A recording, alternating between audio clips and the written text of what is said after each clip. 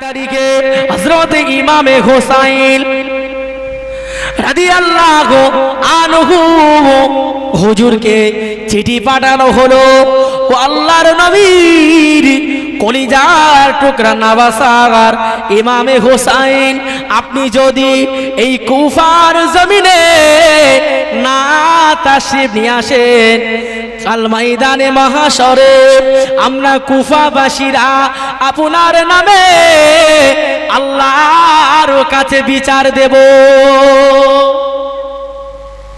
ও হুসাইন, 1 থেকে 150 তোমার কাছে চিঠি পাঠানো হলো, তুমি যদি আমাদের কাছে না আসো, এজিদকে আমরা খলিফা বলে মেনে নিতে চাইছি না, চাইবো না। যদি না আসো, আমরা কিনা কাল কিয়ামতের দিনে তোমার বিরুদ্ধে আল্লাহর কাছে নালিশ জানাবো। সেই দিন কিন্তু আমাদের হিসাব বুঝিয়ে দিতে হবে। আচ্ছা, হযরতে হোসাইনকে যখন এই কথাটা বললেন, আর কি কেউ ধৈর্য রাখতে পারে? আওয়াজ দেন। আল্লাহ নবীর কলিজায় নওয়াসার হযরত ইমামে হোসাইন আব্বাস রাদিয়াল্লাহু আনহু কে বলছে, ও নবীর সাহাবী আব্বাস, আমি যেতে চাইছি না, কিন্তু কুফা নগরের মানুষেরা এক এক করে অনবরত একটার পরে চিঠি আমি ইমাম হোসাইন আপনার কুফা নগরীতে যাওয়ার জন্য দাওয়াত করেছেন। ইমাম হোসাইন আসুন, একটাবার কুফায় আসুন। হযরত ইমাম হোসাইন চিঠি লিখে দিলেন, ও কুফাবাসীরা, আমি ইমাম হোসাইন যাব। সাহাবীরা আলোচনা করলেন, ও ইমাম হোসাইন, আপনি যাবেন না। হযরত ইমাম হোসাইন বললেন, ও নবীর সাহাবীরা, আমি যাব না। আমি হলাম তোমাদের সব নানা জান নাই, আব্বা জান নাই, মা জননী নাই, আমি কুফার জমিনে যাব না। তবে আমি আমার চাচাতো ভাই ইমামে মুসলিম আকিলকে পাঠিয়ে দিলাম। চিঠি লিখে দিয়ে ইমামে হযরতে আকিলের হাতে পাঠিয়ে দিলেন। হযরত ইমামে আকিল রাদিয়াল্লাহু আনহু আপনার কিনারা রাতের অন্ধকারে বার হয়ে গেলে নদী জনাবে মুহাম্মাদুর রাসূলুল্লাহ সাল্লাল্লাহু আলাইহি ওয়াসাল্লাম মদিনায় পৌঁছে গেলেন। ইমামে আকিল আল্লাহর নবীর কবর মোবারকখানা জিয়ারত করে হযরত ইমামে মুসলিম বিন আকিল রাদিয়াল্লাহু আনহু আপনার কিনা কুফার উদ্দেশ্যে বার হয়ে গেলেন। কুফায় যাবেন। ইমাম মুসলিম আকিল যখন কুফার ভিতরে প্রবেশ করলেন, ইরাকের বর্ডার যেই না পার হয়ে গেল বাবা, হযরত ইমাম আকিল যখন ইরাকের বর্ডার ভিতরে চলে গেল, কুফা বাসীদের কাছে যখন পৌঁছে গেল, হযরত ইমামের চিঠি মোবারকখানা কুফার মানুষের হাতে দিয়ে দিয়েছেন বাবা। চিঠিটা যেই না দিয়েছে, কুফার মানুষেরা ইমাম আকিলকে পেয়ে এতটা খুশি হয়েছিল, তার চাইতে খুশি ওই কুফাবাসীরা জীবনে আর কোনোদিন হয়নি। तारीफ़ मोहम्मद हम लिख लिख के सुनाएंगे, हम खत्म नबूवत पे जा अपने लुटाएंगे। झुकना भी नहीं आता, बिकना भी नहीं आता, हम जान लुटाएंगे, डरना भी नहीं आता। जोरे হয় না, জাহান দিয়ে দেব, কিন্তু বেঈমানদের কাছে আমরা হেরে যাব না। झुकना भी नहीं आता, बिकना भी नहीं आता, हम जान लुटाएंगे, डरना भी नहीं आता। आका के मोहब्बत में हम सर को कटाएंगे। जोरे হয় না, আল্লাহর প্রেমে নিজের গর্দান দিয়ে দেবো। आका के मोहब्बत में हम सर को कटाएंगे, हम खत्म नबूवत पे जा अपने लुटाएंगे। तारीफ़ मोहम्मद हम लिख लिख के सुनाएंगे, हम खत्म नबूवत पे जा अपने लुटाएंगे। दोहराएंगे हम फिर से तारीख यमामा को, दोहराएंगे हम फिर से तारीख यमामा को, इश्के नबी ये क्या बतलाएंगे दुनिया को। जोर है ना, नारे देखबे। दोहराएंगे हम फिर से तारीख यमामा को, इश्के नबी ये क्या बतलाएंगे दुनिया को। हम जज्बाए ईमानी दुनिया को दिखाएंगे, हम खत्म नबूवत पे जा अपने लुटाएंगे। तारीफ मोहम्मद हम लिख लिख के सुनाएंगे, हम खत्म नबूवत पे जा अपने लुटाएंगे। जो उनके दीवाने गए वो दिल की तराने गए, गुस्ताख नबी ये जो शयतान की दीवाने है। বলছে যে শয়তানের, যে তাদের শয়তানদের অনুসরণ করেছে সে শয়তানের দিওয়ানা। जो उनकी दीवाने गए वो दिल की तराने गए, गुस्ताख नबी ये जो शैतान की दीवाने हैं। हम जज्बाए ईमानी दुनिया को दिखाएंगे, गुस्ताख मोहम्मद का हम नाम मिटाएंगे। हम खत्म नबूवत पे जा अपने लुटाएंगे। तारीफ मोहम्मद हम लिख लिख के सुनाएंगे, हम खत्म नबूवत पे जा अपने लौटाएंगे। याराने वफा तुम एक तारीख रकम कर लो, तूफान से टक्कर ना पुख्ता के अज़म कर लो। दज्जाल नवाजू का हम तख्त गिराएंगे, हम खत्म नबूवत पे जा अपने लुटाएंगे। जोर हवे ने तारीफ मोहम्मद हम लिख लिख के सुनाएंगे, हम खत्म नबूवत पे जा अपने दुनिया के। दुनिया को ये बतलाओ दुनिया तो आएंगे, हाशम रिसालत को परवा तो आएंगे। पैगाम ख्वाइश हम घर घर में सुनाएंगे, हम खत्म नबूवत पे जा अपने लुटाएंगे। तारीफ मोहम्मद हम लिख लिख के सुनाएंगे, हम खत्म नबूवत पे जा अपने लुटाएंगे। इमाम मुस्लिम आकील রাদিয়াল্লাহু আনহু হুজুরা আমার ওই কুফার জমিনে মুখতার নামে এক কুফাবাসীর বাড়িতে উঠলে এ যুবক জানেরা শুনলে বুক ফেটে যায় যে কুফাবাসীরা আমার নবীর কলিজার টুকরা সাহাবী হযরত ইমামের সাথে বেয়াদবি করেছে। ওই ইমাম মুসলিম বিন আকিল যেই না গেল ইমাম হোসাইনের চিঠিটা কুফার মানুষের কাছে দিয়ে দিল। সঙ্গে সঙ্গে ইমাম মুসলিম বিন আকিলের হাতে একজন নয় শুধু কুফার ভিতর থেকে 18,000 মানুষ ইমামের হাতে ইমাম হোসাইনের নামে বায়াত হলে। শুধু কুফা থেকে 18,000।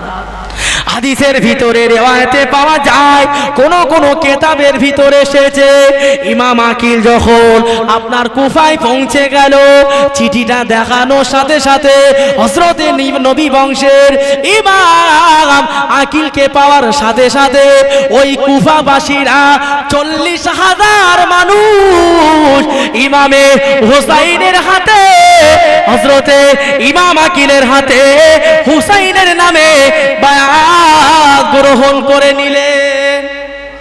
40,000 মানুষ।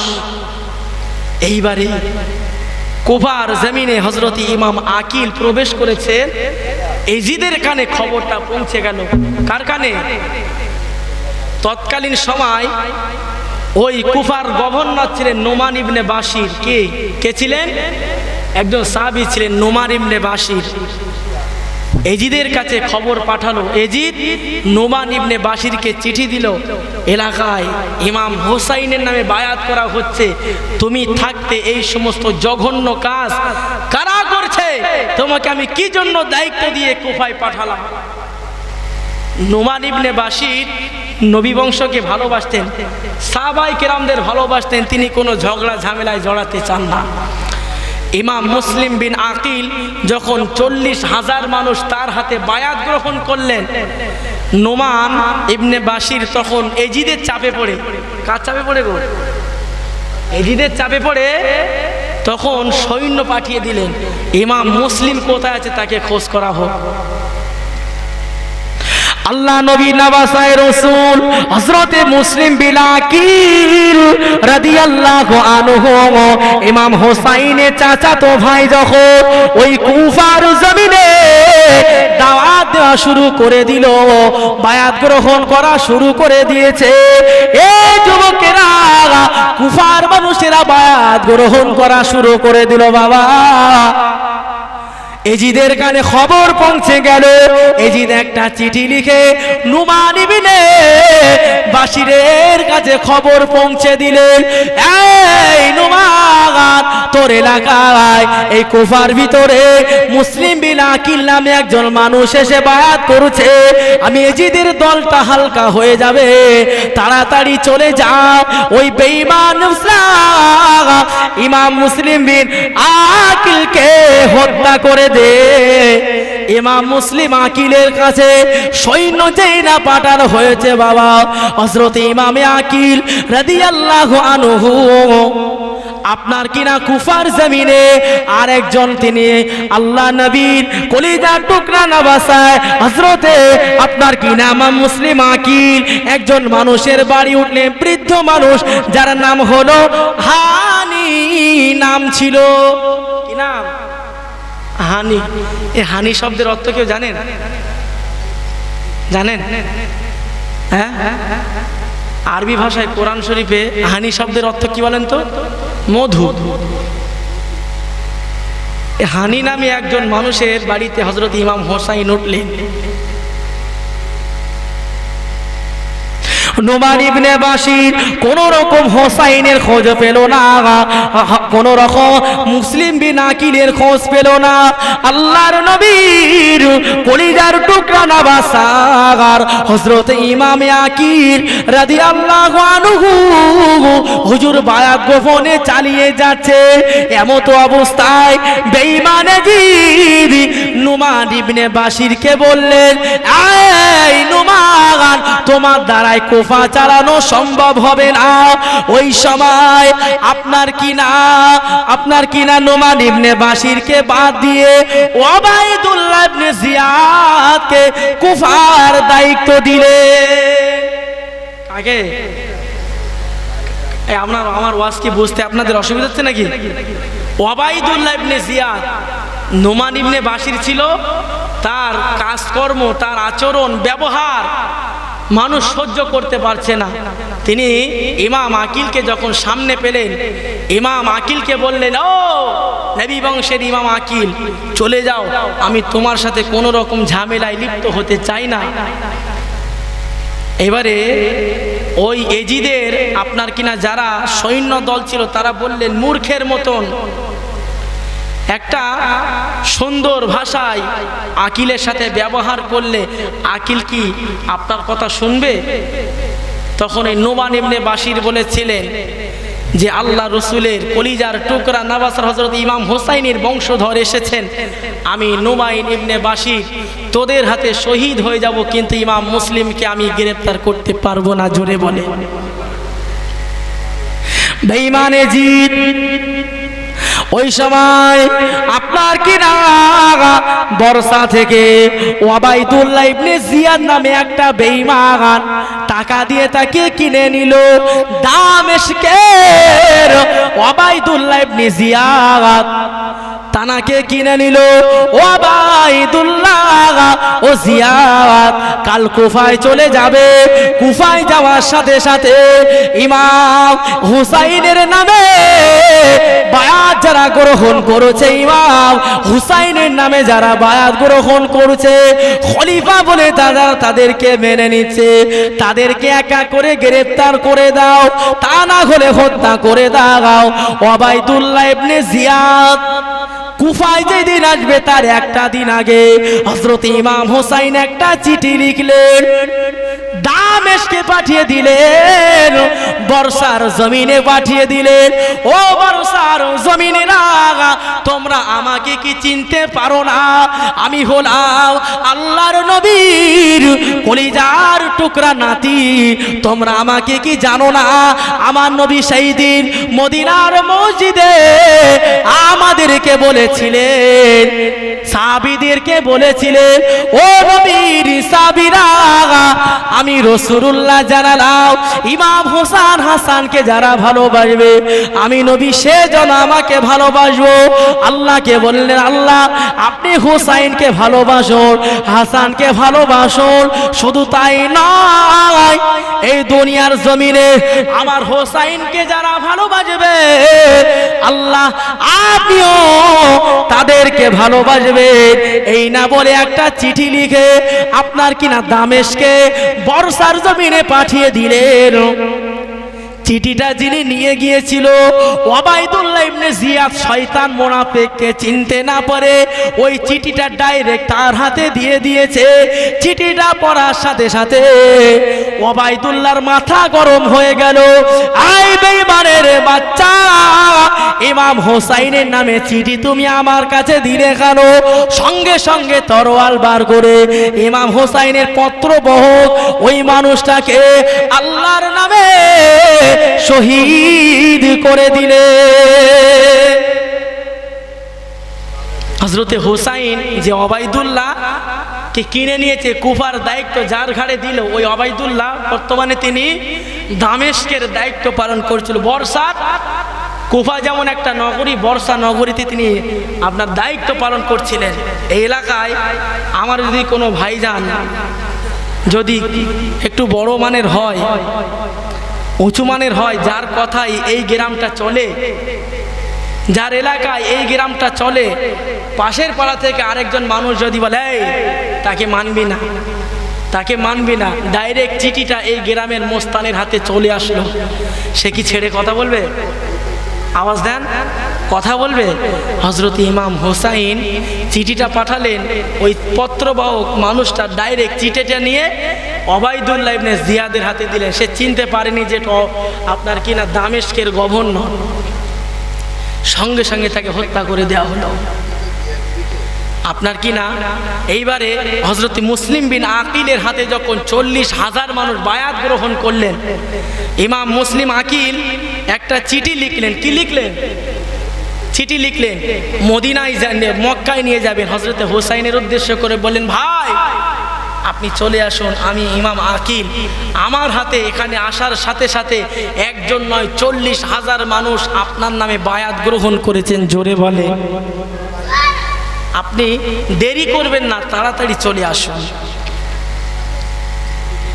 আল্লাহ নবী নবাসায় রাসূল হযরত ইমামে হোসাইন রাদিয়াল্লাহু আনহু হুজুরের কাছে চিঠিটা যেই না চলে গেল, মক্কার সাহাবীদেরকে বললেন, ও নবীর সাহাবীরা, এই দেখো আমার ভাই আকিল চিঠি পাঠিয়ে দিয়েছে, আমার ভাই আকিল খবর পৌঁছে দিয়েছে। আমার ভাই আকিল যেই না কুফার জমিনে গিয়েছে, কুফার মানুষেরা এত ভালো, কুফার মানুষেরা তাদের মনে এত দয়া, ইমাম আকিলকে পাওয়ার সাথে সাথে 40,000 মানুষ ইমাম আকিলের হাতে বায়াত গ্রহণ করেছে। ও নবীর সাহাবী আব্বাস, আমাকে যেতে দাও। সমস্ত সাহাবীরা বারণ করলেন। আব্দুল্লাহ ইবনে জুবাইর রাদিয়াল্লাহু আনহু জুবাইর ইবনে আব্দুল্লাহ রাদিয়াল্লাহু আনহু ব্যতীত সমস্ত সাহাবীরা বারণ করলেন, ও নবীর নওয়াসার, কুফার মানুষেরা বড় নিষ্ঠুর, আপনাকে তারা শহীদ করে দেবে, হত্যা করে দেবে, যাবেন না, কুফায় যাবেন না। হযরতে হোসাইন তানার নিজের জেদের ভিতরে অটল রইলেন, কোন রকম কারো কথা না শুনে হিজরি 72 সনের ইমামে হোসাইন 72 জনের কাফেলা নিয়ে আপনার কিনা কুফার জন্য রওনা হয়ে গেলেন। 72 জন, তার ভিতরে 22 জন ছিল আহলে বায়েত, রাসূলুল্লাহর বংশধর, আর বাকি ছিল আল্লাহ রাসূলের সাহাবা এবং সাহাবাদের সন্তানেরা। জোরে বলে, এই 72 জনের কাফেলা নিয়ে ইমাম হোসাইন আপনার কিনা কুফার দিকে যাবেন। অনেক সুন্দর একটি ঘটনা। এইবারে বার হয়ে গেলেন, মক্কার মানুষেরা বারবার বললেন, ইমাম হোসাইন আপনি যাবেন না, কুফার মানুষেরা বড় নিষ্ঠুর, তারা আপনাকে হত্যা করবে, তারা আপনাকে শহীদ করবে, আমরা বারবার বারণ করছি। হযরত ইমাম হোসাইন তাদের কোনো কথা শুনলেন না। ইমাম হযরত মুসলিম বিন আকিল চিঠি পাঠালেন, ও হুসাইন, আপনি কুফার উদ্দেশ্যে চলে আসুন, কুফার মানুষেরা আপনার প্রেমে আপনাকে পাওয়ার জন্য অধীর আগ্রহে কুফার বর্ডারে তারা আপনাকে স্বাগতম জানানোর জন্য অপেক্ষায় আছে। হযরত ইমাম হোসাইন রাদিয়াল্লাহু আনহু 72 জনের সৈন্যের একটা কাফেলা নিয়ে মক্কা ত্যাগ করে কুফার দিকে যাবেন। প্রতিমধ্যে একজন সাহাবীর সাথে, একজন মানুষের সাথে দেখা হলো, একজন কবি, বিখ্যাত কবি, কি নাম? ফারাস্তা, কুফা থেকে আসছিলেন। আল্লাহর নবী নওয়াসার ওই ফারাস্তাকে জিজ্ঞাসা করলেন, ভাই ফারাস্তা, বর্তমানে কুফার অবস্থা কি তুমি বলতে পারো? ফারাস্তা কিছু জানেন না, বলছেন কুফার মানুষেরা আপনার প্রেমে পাগল হয়েছেন, আপনাকে আসার জন্য তারা কুফার বর্ডারে তারা আপনাকে স্বাগতম জানানোর জন্য অপেক্ষা করছেন। ভাই অনেক লম্বা চওড়া ঘটনা, বলে শেষ করা যায় না। সংক্ষেপে যখন হযরত ইমাম হোসাইন এই ফারাস্তার কথা শুনে আরেকটু সামনের দিকে গেলেন, যাওয়ার সাথে সাথে আরেকজন মানুষের সাথে দেখা হলো, বকর ইবনে আদি। কি নাম? বকর ইবনে আদি। আল্লাহর নবী কলিজার টুকরা নওয়াসার হযরতে হোসাইন বকর ইবনে আদিকে বললেন, ভাই বকর, কুফার খবর কি? আল্লাহ নবী নওয়াসায় রাসূল হযরত ইমাম হোসাইনকে যেই না চিঠি দেওয়া হয়েছে, ও কলিজার টুকরা ভাইরা, ইমাম হোসাইনকে যখন চিঠি পাঠানো হলো, আকিল চিঠিটা পাঠিয়ে দিল। চিঠিটা পাঠানোর সাথে সাথে কুফার অবস্থা পরিবর্তন হতে লাগলো। এ যুবকেরা, ওবাইদুল্লাহ ইবনে জিয়াদ যেই না কুফার জমিনে ঢুকতে লাগলে, আল্লাহর নবীর কলিজার টুকরা সাহাবী হযরতে আকিল যেহেতু ইমাম হোসাইনকে আসার জন্য চিঠি পাঠিয়ে দিলেন, কুফার মানুষেরা ওবাইদুল্লাহ ইবনে জিয়াদ যেদিন কুফার জমিনে হাজী রুমাল মুড়ি দিয়ে, একটা পাঞ্জাবি পরে, বিরাট বড় বড় দাড়ি, মুখটা ঢেকে, ঘোড়ার পিঠে করে বেঈমান ওবাইদুল্লাহ কুফার জমিনে ঢুকছেন। ওই সময় কুফার বাসীরা ইমাম হোসাইন মনে করে নারায়ে তাকবীর বলে স্বাগতম জানায়, স্লোগান দিতে লাগে, নবীর নওয়াসার এসেছে, নবীর বংশের মানুষ এসেছে। কিন্তু ওরা জানেন না ওটা ইমামে হোসাইন নয়, ইমাম হোসাইনের পরিবর্তে বেঈমান ওবাইদুল্লাহ ইবনে জিয়াদ কুফায় ঢুকলেন। যখন হাজী রুমাল বাড়ি দিয়ে বিরাট পীর সাহেব সেজে ওবাইদুল্লাহ জিয়াদ হাজী রুমাল মুড়ি দিয়ে ঢুকছেন ঘোড়ার পিঠে করে, তখন ওই মানুষেরা, কুফার মানুষেরা হযরত হোসাইন রাদিয়াল্লাহু আনহু কে নারে তাকবীর, নারে তাকবীর, ইমাম হোসাইনের স্বাগতম, ইমাম হোসাইনের স্বাগতম, এই বলে তারা তাকবীর দিচ্ছেন, স্লোগান দিচ্ছেন। ওবাইদুল্লাহ ইবনে জিয়াদ রাগান্বিত হয়ে গেল। ওই দিন কিছুই বললেন না, সোজাসুজি চলে গেলেন নোমান ইবনে বাশিরে, আপনার কিনা গভর্নর হাউসের দিকে। আর নোমান ইবনে বাশির সে মনে করলো যে হযরতে হুসাইন হয়তো কুফায় এসেছেন, গভর্নর হাউসের দরজা বন্ধ করে দিল। ইবনে জিয়াদ বললেন, এই নোমান বেঈমান, দরজা খোল। দরজা খুলে দেয়া হলো। আমি ওবাইদুল্লাহ, আজ থেকে তোর এই খেলাফতের দায়িত্ব, তোর এই কুফার দায়িত্ব থেকে তোকে বাদ দেওয়া হলো। এখন থেকে এই কুফার দায়িত্ব আমি ওবাইদুল্লাহ ইবনে জিয়াদ আমার। সকাল হলো, যখন ওবাইদুল্লাহ ইবনে জিয়াদ সমস্ত মানুষ বলে, এই তুমি না কালকে ছিলে, এই তুমি না কালকে স্লোগান দিচ্ছিলে হোসাইনের নামে। ওবাইদুল্লাহ ইবনে জিয়াদ যখন শাসালো, যখন ইমানে মুসলিমের হাতে যে সমস্ত মানুষেরা বায়াত হয়েছিল, সর্বপ্রথম নবী বলেছিল এরা গিরগিটের সমান, ভয় দেখানোর সাথে সাথে যে যার মতো সাইসুট হয়ে আবার এজিদের হাতে বায়াত গ্রহণ করলো। অনেক লম্বা চওড়া ঘটনা। ইমাম মুসলিমকে গ্রেপ্তার করা হলো। ওবাইদুল্লাহ ইবনে জিয়াদ ইমাম মুসলিমকে হত্যা করার নির্দেশ দিয়ে দিলেন। এর ভিতরে অনেক ঘটনা আছেন, কিন্তু ওবাইদুল্লাহ ইবনে জিয়াদ যখন ইমাম মুসলিমকে তার গভর্নর হাউসের ভিতরে আনলেন, ইমাম মুসলিম বললেন, ও ওবাইদুল্লাহ, তুমি তো আমাকে শহীদ করে দেবে, তবে মরণের আগে আমার একটা কথা বলতে দাও, আমি কিছু ওসিয়াত করে যাব, তারপরে তুমি আমার গর্দান নিয়ে নিও।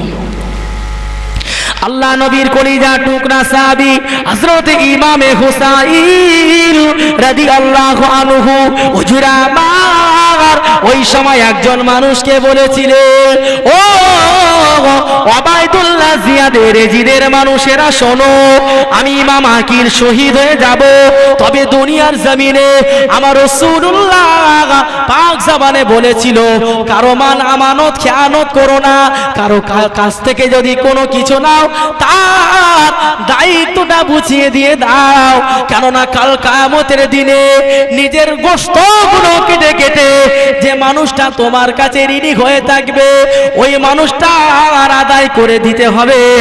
আমি ইমাম আকিল শহীদ হয়ে যাব, অমুক মানুষ আমার কাছে 7 দিরহাম পয়সা পাবে, আপনি এই পয়সাটা তাকে দিয়ে দেবে। বেঈমান ওবাইদুল্লাহ জিয়াদ রাজি হয়ে গেল। ইমাম আকিল বলে দিলেন, ও ওবাইদুল্লাহ ইবনে জিয়াদ, শুনে রাখো, আমি কাঁদছি এই কারণে, কেননা আমার দয়ার নবীর কলিজার টুকরা নবাসা হযরত ইমাম হুসাইন ইতিমধ্যে কুফার নাগালের ভিতরে চলে এসেছে। আমার সাথে যে ব্যবহারটা করা হয়, আমার হুসাইনের সাথে ওই ব্যবহারটা করা হবে।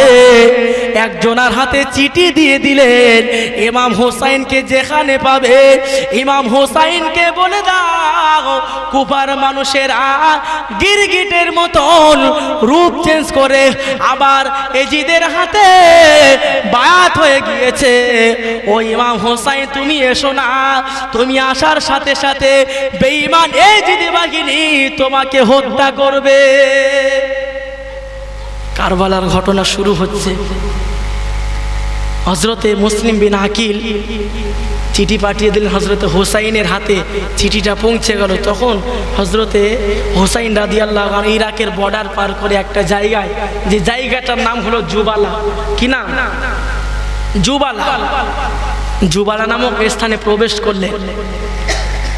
হযরতে হুসাইন তার কাছে যখন চিঠিটা আসলো, হুসাইন বললেন, যেহেতু এতটা রাস্তা এসেছি, এত দূর চলে এসেছি, ও নবীর সাহাবীরা চলো আমরা ফিরে চলে যাই। কিন্তু ইমাম মুসলিমের পরিবার বলেছিলেন, হ্যাঁ ইমাম হুসাইন, যাব না, কেননা এই কুফাবাসীরা আমার ভাই ইমাম মুসলিমকে হত্যা করেছে। আমাদের শরীরে এক ফোঁটা রক্ত তো থাকতে আমরা এর প্রতিবাদ না করে এই জায়গা থেকে ফিরিয়ে যাব না। জোরে বলেন সুবহানাল্লাহ।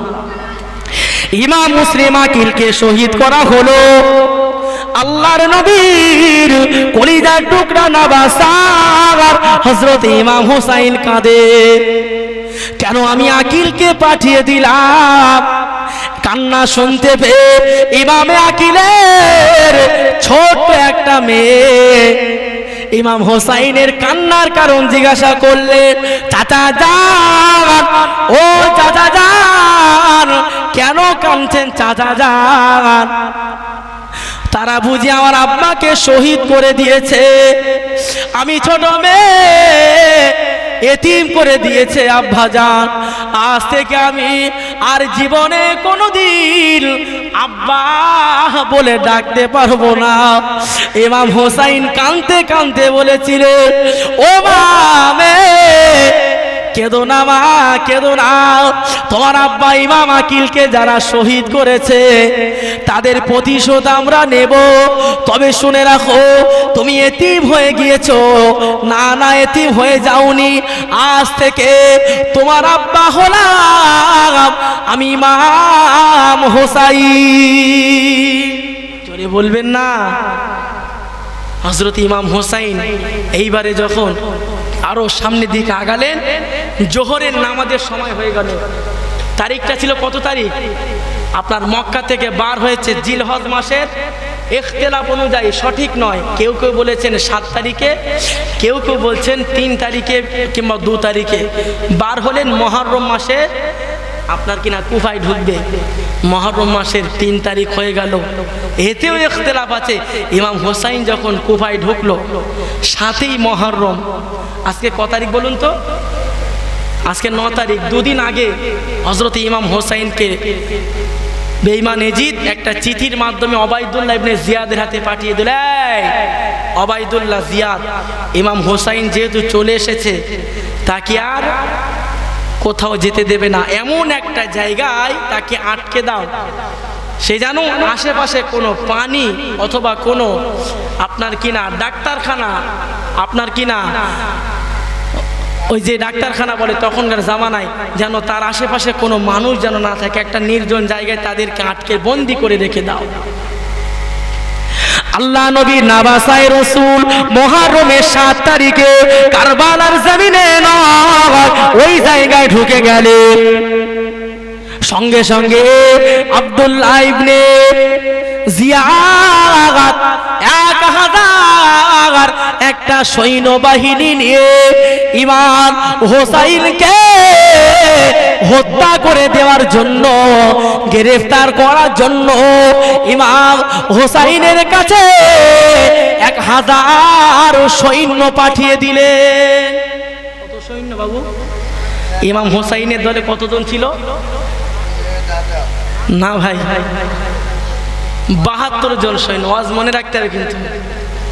আহলে ভাইদের ভিতরে 22 জনা, আরো কিছু সাহাবী মিলে 50 জনা, মোট 72 জনা। আবার কেউ বলেছেন 82 জনা, কেউ বলেছেন 150 জনা। আমি বলছি যে 72 জনা, এতেও ইখতিলাফ আছে। অনেক আলেম ওলামা অনেক রকম কিতাব লিখে থাকে, তো 72 জনা শামে কারবালা এই কিতাব আছে, এই কিতাবের ভিতরে আছে 72 জন মানুষ আপনার কিনা ইমাম হোসাইনের দলে ছিল। আর বেঈমানদের দলে কত ছিল? 1000 সৈন্য। আচ্ছা, 1000 সৈন্যর কাছে 72 জন মানুষ কিছু মনে হয়? বলেন, মনে হয় না। 1000 সৈন্য নিয়ে হযরত ইমাম হোসাইন লক্ষ্য করলেন, ঝড় আসলে জানেন ধুলোবালিগুলো রাস্তায় যেভাবে ফাঁকা ময়দানে মাঠে ধুলো থাকলে উড়ে অন্ধকার হয়ে যায় না? হয় না? হয় না? ইমাম হোসাইন ধোঁয়ার মতন কয়েক কিলোমিটার দূরে দেখতে পেলেন যে ধোঁয়ার মতন, হাওয়ার মতন, ঝড়ের গতিতে কারা যেন লাঠি সোটা তরোয়াল বল্লক নিয়ে ঘোড়ার পিঠে করে এই দিকে ছুটে আসছে। ইমাম হোসাইন বুঝতে পারলেন ওরা এই জিদ বাহিনী। কেননা আমার নানাজান বলেছিলেন তোমাকে শহীদ হতে হবে, আর আমাদের বাঁচার কোনো রাস্তা নাই, তাদের হাতে হয়তো শহীদ হতে হবে।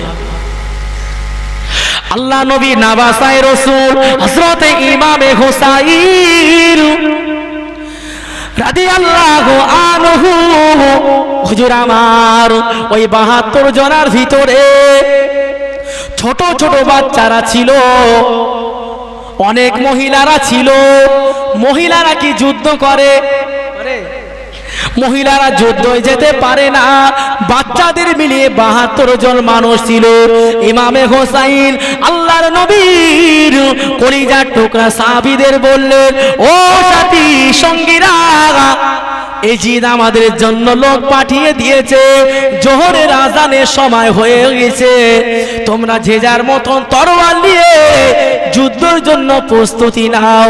এমন তো অবস্থায় যে মানুষটা 1000 কাফেলা নিয়ে আসছিলেন, ওই মানুষটা অন্য কেউ মানুষ নয়, হুর ইবনে ইয়াজিদ। কি নাম? হুর ইবনে ইয়াজিদ মানে কি? ইয়াজিদের নেতৃত্বে সে কাজ করে। হুর ইবনে ইয়াজিদ ইমাম হুসাইনের সামনে বাধা হয়ে দাঁড়ালেন। ওই ইমাম হুসাইন কোথায় যান? ইমাম হুসাইন বলে, ও হুর ইবনে ইয়াজিদ, এই দেখো কুফাবাসীরা একটা নয়, দুটো নয়, 150 চিঠি আমার কাছে পাঠিয়েছে। আমি ইমাম হোসাইন আসতে চাইনি, জোর করে আমাকে আনা হয়েছে এবং বলা হয়েছে, ও নবীর নওয়াসার ইমাম হোসাইন, আপনি যদি না আসেন, কাল কিয়ামতের দিনে তোমার বিরুদ্ধে আল্লাহর কাছে নালিশ করব। ইমাম হোসাইন যখন চিঠিটা দেখালেন, হযরত ইমাম হোসাইনকে বললেন, হুর বললেন, ও নবীর কলিজার টুকরা নওয়াসার, আপনাকে যেতে দেওয়া হবে না। কেননা আমার আমিরুল মুমিনিন হযরত মুআবিয়া পুত্র ইয়াজিদ আমাকে হুকুম দিয়েছে ইমাম হোসাইনকে শহীদ করে দিতে, না হয় বন্দি করে দিয়ে দাও। আল্লাহর নবীর কলিজার টুকরা নওয়াসার জোহরের আজান হয়ে গেল। ইমাম হোসাইনের দল থেকে একজন মানুষ আজান দিলেন, আশহাদু আল্লা ইলাহা ইল্লাল্লাহ। জোহরের আজান হয়ে গেল। আল্লাহ নবী নওয়াসার হযরতে ইমাম হোসাইন বললেন, হুর ইবনে ইয়াজিদ, আমি হুসাইন জোহরের নামাজ পড়বো, তোমরা কি আলাদা জামাত করবে? ওই সময় হুর ইবনে ইয়াজিদ বলেছিলেন, ও নবীর নওয়াসার ইমামে হোসাইন, না না, আলাদা জামাত করা হবে না। ওই ইমামে হোসাইন তুমি ইমাম হয়ে যাবে, আমরা সবাই তোমার পিছনে ইত্তেবা করব। হযরত ইমাম হোসাইন যে শহীদ হয়েছে, কোনো বেঈমানদের হাতে শহীদ হয়নি, কিন্তু সবই কিন্তু বড় বড় সাহাবী ছিলেন, সাহাবীদের ছেলে ছিলেন। আপনার কি না হোসাইন রাদিয়াল্লাহু আনহু বলছেন, তোমরা কি নামাজ পড়বে আমার পিছনে? তারা বললেন, হুজুর আমি আপনাদের পিছনে নামাজ পড়বো। জোহরের নামাজ হয়ে গেল, আসরের নামাজ হয়ে গেল। হুর ইবনে ইয়াজিদ গোপনে হযরত ইমাম হোসাইনকে বললেন, হুজুর আপনার সাথে আমার কিছু জরুরি কথা আছে। ইমাম হোসাইনকে বললেন, হুজুর আমি আপনাকে বড় ভালোবাসি, আপনাকে বড় মহাব্বত করি। আপনি রাতের অন্ধকারে আমি আমার মানুষদেরকে, সৈন্যদেরকে নিয়ে যখন ঘুমাবো, নিদ্রায় যাব, আমরা এখানে থাকবো, আপনি একটু দূরে থাকবেন। রাতের অন্ধকারে আপনারা এই কুফার জমিন থেকে বার হয়ে যাবেন, আমার সামনে আপনাকে হত্যা করা হবে। আমি হুর সহ্য করতে পারবো না, জোরে বলেন। কিন্তু ইয়াজিদের চাপে পড়ে সেই কাজটা করছে। মূল কথায় চলে আসে, আল্লাহ নবী নওয়াসার হযরতে ইমামে হোসাইন রাতের অন্ধকারে হুর ইবনে ইয়াজিদের কথা অনুযায়ী সমস্ত মানুষদেরকে বললেন, ও আমার সতী সাঙ্গীরা, কাফেলা গুটিয়ে নাও, আমরা যাব না, আমরা মদিনায় ফিরে যাব, মক্কায় ফিরে যাব, আমরা আর কুফার জমিনে যাব না। এমন তো অবস্থায় ইমাম হোসাইন তার দলের ভিতরে একজন মানুষকে বললেন, ও ভাই, ও নবীর সাহাবী, তুমি আমার আব্বা জানের সাথে এই কুফার জমিনে অনেকবার এসেছিলে, আপনি রাস্তা চেনেন, আপনি আমার সামনে দাঁড়ান, আপনাকে অনুসরণ করে আপনি আমাকে মদিনা না হয় মক্কার জমিনে নিয়ে যাবেন। ওই মানুষটা ইমাম হোসাইনকে নিয়ে যখন রাতের অন্ধকারে পাড়ি দিল, ফজরের সময় হয়ে গেল। হযরত ইমাম হোসাইন ফজরের কিছুটা আগে একটা জায়গায় দাঁড়িয়ে পড়লেন। সারা রাত হেঁটে বড় কষ্ট পেয়ে গেল।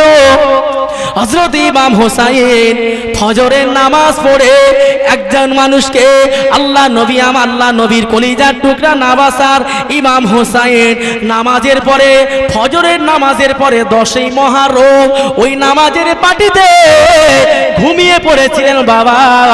এমতো অবস্থায় স্বপ্ন দেখায় নানাজার মুহাম্মাদুর রাসূলুল্লাহ সাল্লাল্লাহু আলাইহি ওয়াসাল্লাম বলেন, ওই ইমাম হোসাইন নাতি ভাই নানুজান আর দেরি নয়, আর মাত্র কয়েক ঘন্টা পরে আমি মুহাম্মাদুর রাসূলুল্লাহ আমার ইমাম আমার আর নাতি আমার কাছে চলে আসবে।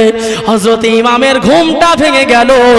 একজন মানুষকে জিজ্ঞাসা করলেন, ও নবীর সাহাবীরা ও কুফাবাসীরা এই জায়গাটার নাম কি? ওই সময় কুফাবাসীরা বলেছিলেন, ওই ইমামে হোসাইন এই জায়গাটা অন্য কোনো জায়গা নয়, এই জায়গাটা হলো মারওয়ান। মারওয়ান শব্দের অর্থ হচ্ছে হোসাইন। এটাই হলো সেই কারবালা, যে কারবালার শহীদের কথা আল্লাহর নবীর কাছে আগে পৌঁছে গিয়েছিল। হযরত ইমাম হোসাইন কান্নায় জড়িত হয়ে গেলেন। 3 দিন হয়ে গেল, কোন রকম পানি পায় না, পিপাসায় বুক ফেটে যায়। ফজরের নামাজ হয়ে গেল। হযরত ইমাম হোসাইন সমস্ত মানুষদেরকে বললেন, আর হয়তো আমাদের বাঁচা হবে না, কেননা এই জায়গা আমাদের শহীদ করা হবে, এই জায়গা আমাদের কবরস্থান হয়ে যাবে। আল্লাহর নবীর নাবাসায় রাসূলের কলিজার টুকরা ছেলে হযরতে আলী আকবর আব্বা জানকে বললেন, আব্বা জান ওই ইমাম হাসান 3টে দিন হয়ে গেল পানি পান করি না, আব্বা জান একটা বার হুকুম দেন ওই ফোরাত নদী থেকে 1 ফোঁটা পানি নিয়ে আসি। কিন্তু বেঈমান এজিদের দল উবাইদুল্লাহ ইবনে জিয়াদ আমর ইবনে সাইদ নামে বেঈমানকে ওই ফোরাত নদীটা ঘিরে রাখার আপনার কিনা বলেছে, আপনার কিনা ইমাম হোসাইন জানো 1 ফোঁটা পানি না পান করতে পারে। ইমাম হোসাইনের বেটা হযরতে আলী আকবর কাঁদতে কাঁদতে বললেন, ও বাজার পিপাসায় বুক ফেটে যায়, 1 ফোঁটা পানি দাও। হযরত ইমাম হোসাইন বলেছিলেন, বেটা রে পানি নাই, পানি নাই, আমি কোথা থেকে তোকে পানি দেবো?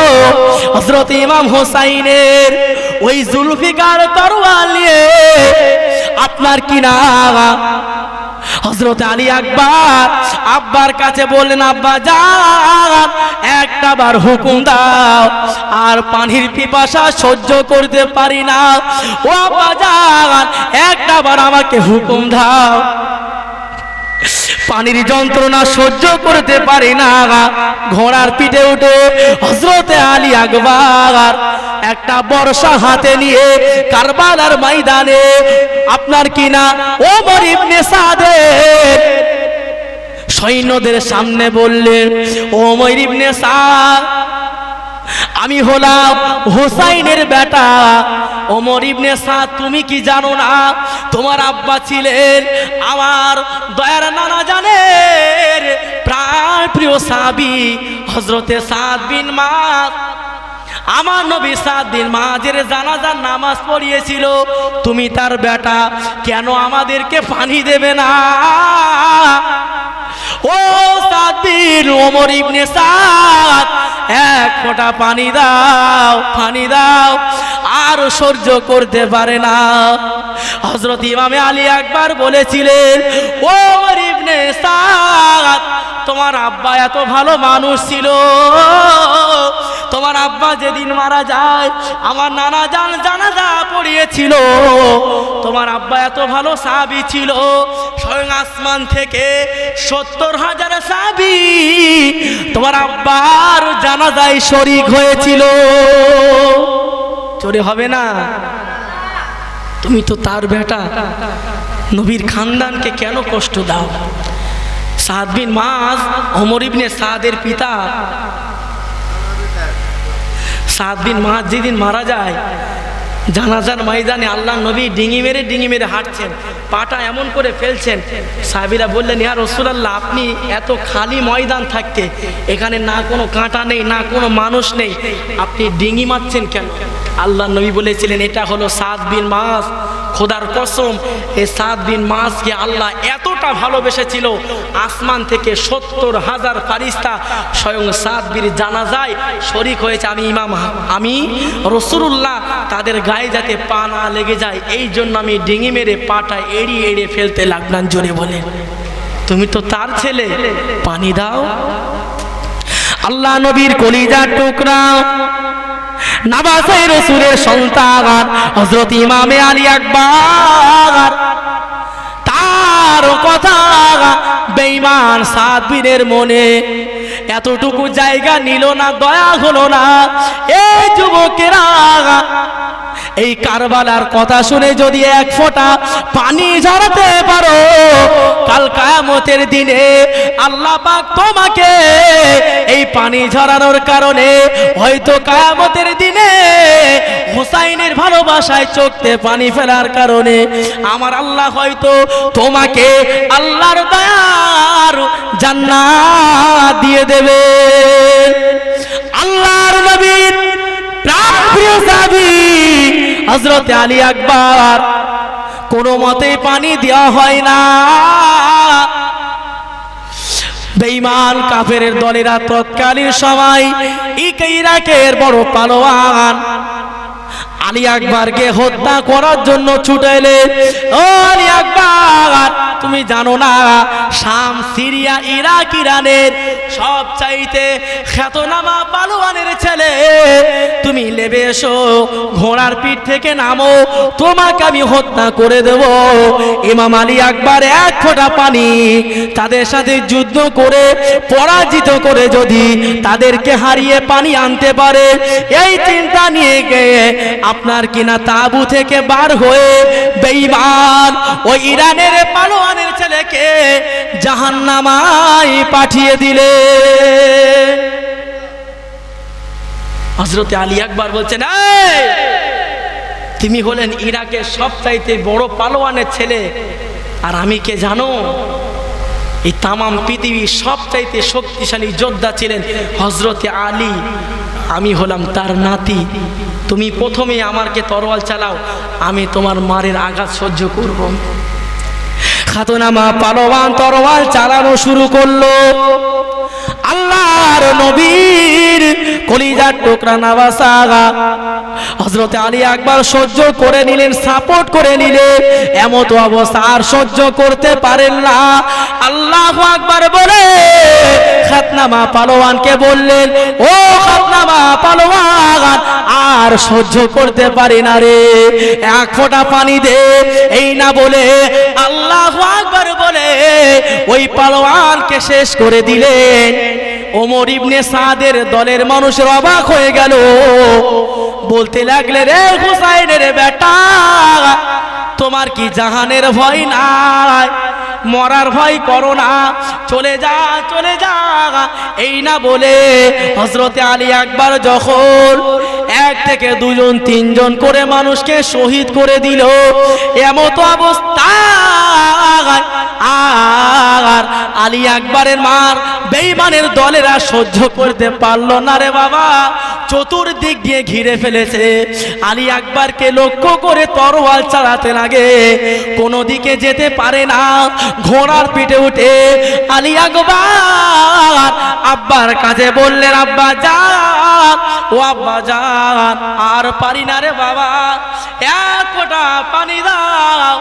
আব্বা জান, এক ফোঁটা পানি যদি আমি আলী আকবর আমাকে দিয়ে দাও, আর কারো লাগবে না। ওই বেঈমান কাফেরদেরকে আমি আলী আকবর শেষ করে দেব। এক ফোঁটা পানি আমাকে দাও আব্বা, এক ফোঁটা পানি আমাকে দাও।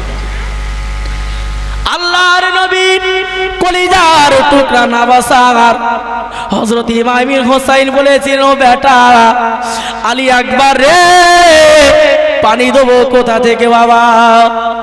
ইমামে হোসাইন আলী আকবর বলেছিলেন, ও বেটা আলী আকবর এইদিকে এসো বাবা।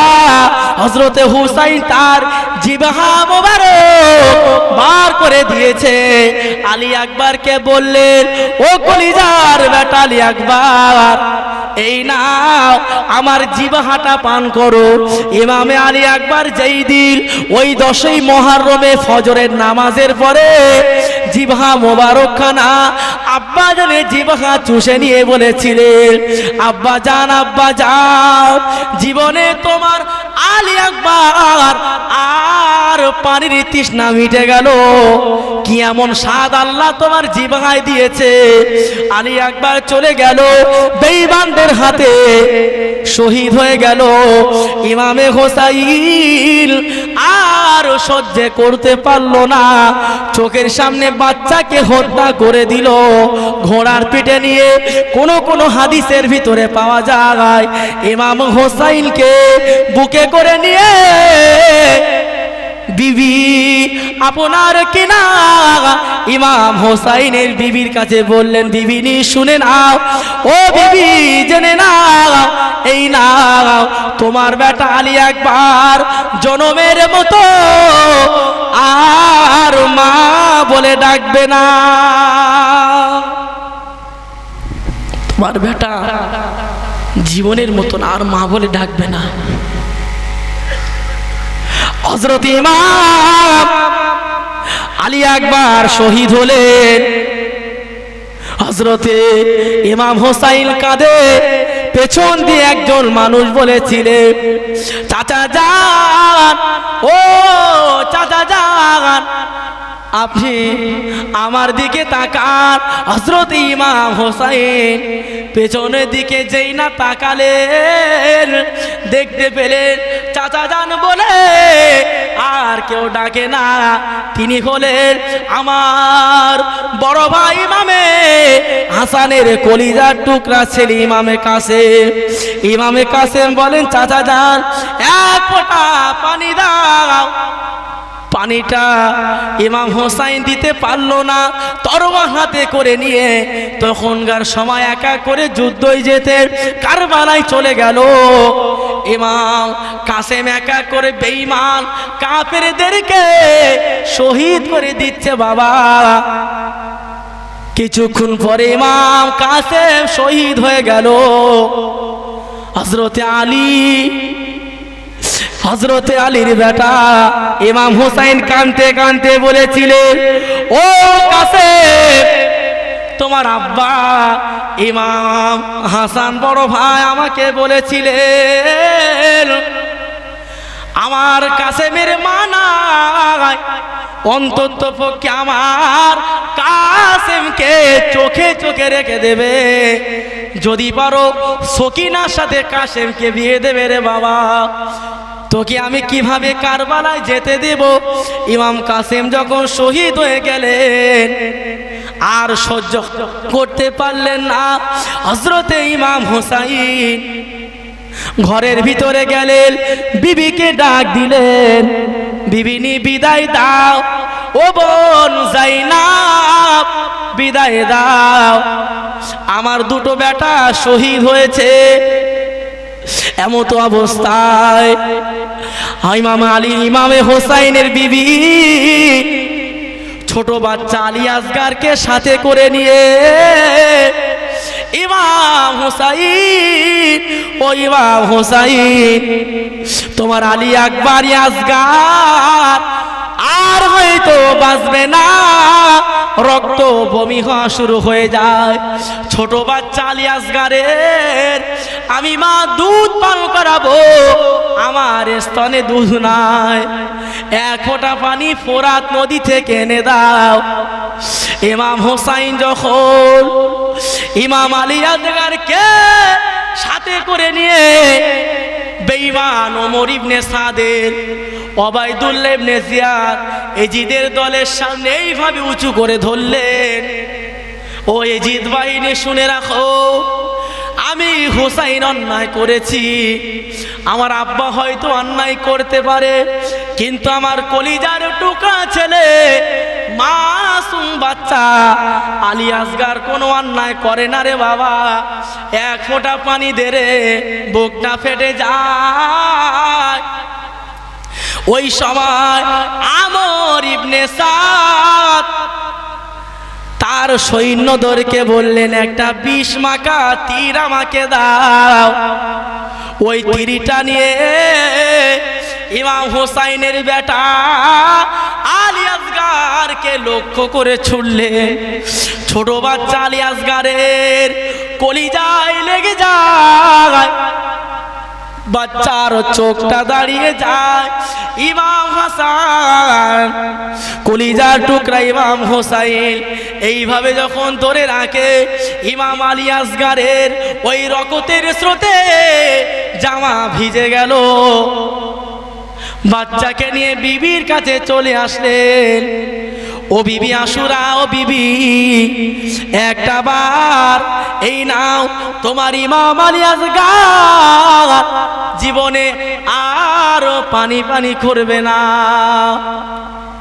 ওই সময় ইমাম হোসাইন চলে যাবেন।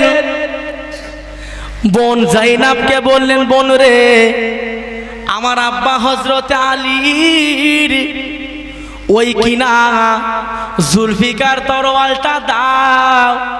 আসিম শহীদ হয়েছে, আলী আসগার শহীদ হলো। ইমাম হোসাইনের সাথে আর কেউ না। ইমাম হোসাইন কানতে কানতে ওই দুলদুলের পিঠে কারবালা যেই না গেল, ইমাম হোসাইন বলেছিলেন, ও ইবনে সাদ, তুই আমাকে পানি দিবি না? পানির শোকে কত বাচ্চা মরে গেল, মানুষ মরে গেল, তুই এত নিষ্ঠুর পাষাণ, এমন অন্যায় নবীর নাবাসারের কাছে কিভাবে করতে পারি? হযরত ইমামে হোসাইন যুদ্ধের ময়দানে গেল। যুদ্ধ শুরু হয়ে গেল। হযরতে ইমাম হোসাইন একা করে বেঈমানদের জাহান্নামায় পাঠিয়ে দেয়। এমত অবস্থায় ইমাম হোসাইন বেঈমানদের দলেদের জিজ্ঞাসা করলো, ওমর ইবনে সাদ, আজকে কি বার কত তারিখ? ওই সময় ওমর ইবনে সাদের সেনাবাহিনীরা বলেছিল, ওই ইমাম হোসাইন, আজকে হলো আশুরার দিন, 10ই মুহররম জুম্মার দিন। জোরে বলেন, আজকে সেই রাত গো বাবু। সারা রাত জেগে হযরতে হোসাইন জানতেন যে তিনি শহীদ হবেন। নানাজান বলেছিলেন, রাত জেগে আল্লাহর ইবাদত করলেন, কালকে শহীদ হতে হবে। হযরত ইমাম হোসাইন শহীদ হওয়ার আগে তার সাথে যারা ছিল তাদেরকে বলছেন, মক্কার মানুষেরা, তোমরা যারা আমার সাথে এসেছো, এখনো সময় আছে, তোমরা চলে যাও। আমি হোসাইন তোমাদের বিরুদ্ধে আল্লাহর কাছে কোনো নালিশ করব না, আমার জন্য তোমরা কেন জীবন দেবে? ওই সময় হোসাইনের শহীদগণ বলেছিলেন, এই নবাসাই রসুল, আমি যদি এখান থেকে চলে যাই, কাল কিয়ামতের দিনে আল্লাহ পাককে যখন আমাকে জিজ্ঞাসা করবে, ইমাম হোসাইনকে ময়দানে ফেলে তোমরা চলে এসেছো, তখন কি জবাব দেব? যাব না। আমাদের শরীরে রক্ত থাকতে আপনার জন্য আমাদের জীবনটা কারবালার ময়দানে আল্লাহর রাহে শহীদ করে দেব। জোরে বলুন। নামাজ পড়লেন। হযরত ইমাম হোসাইন নামাজ পড়বেন, বেঈমানের জিদের বাহিনীরা ইমাম হোসাইনকে নামাজ পড়তে দেবে না। হযরত ইমাম হোসাইন নামাজ পড়তে যাবে, সিজদায় চলে যাবে।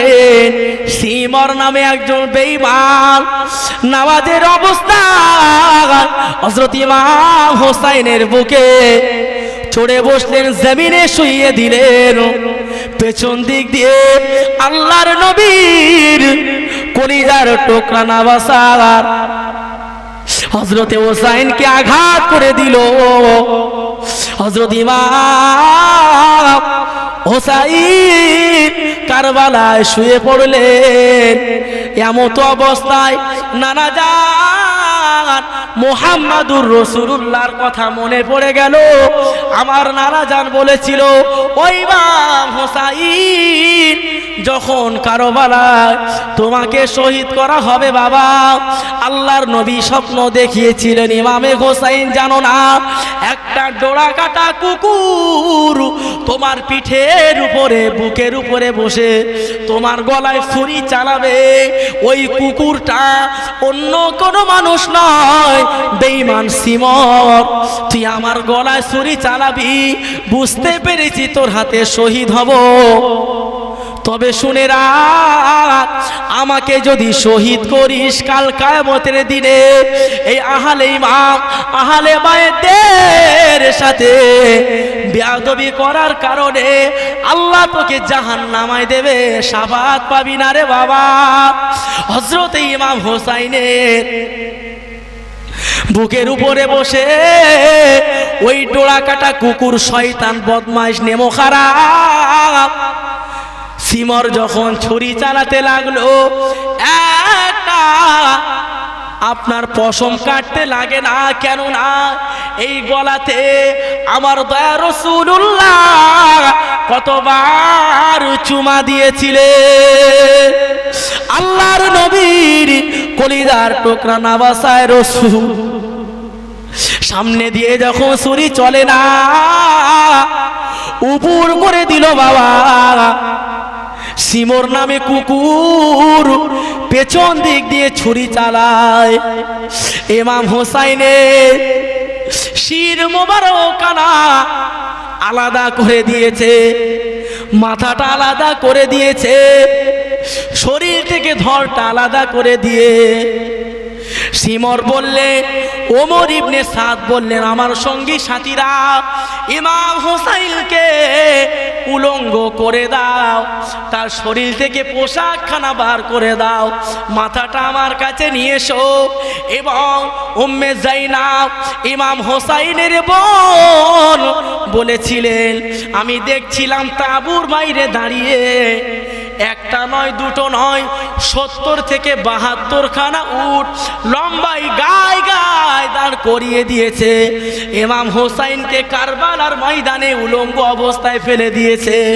ওমর ইবনে সাদ বললেন, ইমাম হোসাইনের মাথা থেকে শরীরটা আলাদা করে দাও, পা থেকে চামড়া আলাদা করে দাও, গোশতগুলো আলাদা করে দাও, চর্বিগুলো আলাদা করে দাও। আল্লাহর নবীর কলিজার টুকরা নামাজে রাসূলকে শুইয়ে দিয়ে একের পর ঘোড়া আমার দয়ার নবীর কলিজার টুকরা ইমাম হোসাইনের গোশতগুলো কারবালার ময়দানে ছড়িয়ে গিয়েছে বাবা। ছড়ানোর পরেতে ওমর ইবনে সাদ তার সাথী সঙ্গীদের বললেন, ওবাইদুল্লাহ ইবনে জিয়াদ বললেন, হযরত ইমাম হোসাইনের মাথাটা এজিদের দরবারে নিয়ে যাও। এজিদের কাছে যেই না নিয়ে গিয়েছে বাবা, এজিদের সঙ্গী সাথীরা ওবাইদুল্লাহ ইবনে জিয়াদ একটা তরোয়াল নিয়ে ইমাম হোসাইনের জিভায় আঘাত করতে লাগে, মাথায় খোঁচা মারতে লাগে। ওই সময় আল্লাহর নবীর একজন বৃদ্ধ সাহাবী বলেছিলেন, এই বেঈমান নিষ্ঠুরে জিদ, আর মারিস না রে বাবা, কেননা যে জায়গায় তুমি ছুরি চালাও ওই জায়গায় আমার দয়ার নবী কতবার চুমা দিয়েছে। প্রিয় ভাইরা, ঘটনা অনেক লম্বা চওড়া। শহীদ করা হলো, ইমাম হোসাইনের শরীর থেকে গোশতগুলো টুকরো বিটুকরো করে দেওয়া হলো। এ থেকে বোঝা যায় আপনার কি না, এজিদের সৈন্যবাহিনীরা ইমাম হোসাইনকে শহীদ করে দিয়ে মাথাটা নিয়ে এজিদের সামনে হাজির করলো। তার ধড় থেকে মাথাটা আলাদা করে মাথায় চাকু দিয়ে আঘাত করতে লাগলেন। সাহাবীরা বললেন, হ্যাঁ এজিদ, তোমার কত বড় সাহস হলো, অনেক সহ্য করেছি, এই জবানে এই মাথায় আর ছড়ে দিয়ে আঘাত করো না। ভাই ও বাবাজিরা, ঘটনা অনেক লম্বা। তারপরে তাঁবুর যত মহিলা ছিল এজিদের দরবারে হাজির করা হলো। এজিদ বললেন, আমি তো হোসাইনকে হত্যা করতে বলিনি। এই ওবায়দুল্লাহ ইবনে জিয়াদ, তুমি কেন হত্যা করলে? এজিদের মনে একটু দয়া হলো, আমি তো তোমাকে হোসাইনকে হত্যা করতে বলিনি, খোদার কসম ওই দিন যদি আমি কারবালায় থাকতাম আমি হোসাইন যেটা বলতো মেনে নিতাম। কিন্তু এজিদের চক্রান্ত ছিল, অনেক লম্বা চওড়া ঘটনা। রাত হয়েছে, বিশ্রামের প্রয়োজন আছে। যাই হোক, এই মহরম উপলক্ষ করে এক শ্রেণীর মানুষ বলেন এই মহরম মাসে সম্পূর্ণ বিবাহ দেওয়া, কারোর সাথে বিবাহ দেওয়া এটা সম্পূর্ণ হারাম বলেছেন। কিন্তু আল্লাহ রসুল বলেছেন এই মহরম মাসে শুধু কারবালা নয়, অনেক ইতিহাস ঘটেছে। বিশেষ করে মহরম মাসে 10 তারিখে 10ই মহরম আশুরার দিন যদি কেউ উত্তম খাদ্যর ব্যবস্থা করে, আল্লাহ পাক বলছেন 1 বছর আমি আল্লাহ থেকে উত্তম খাবার খাওয়াবো। জোরে বলে।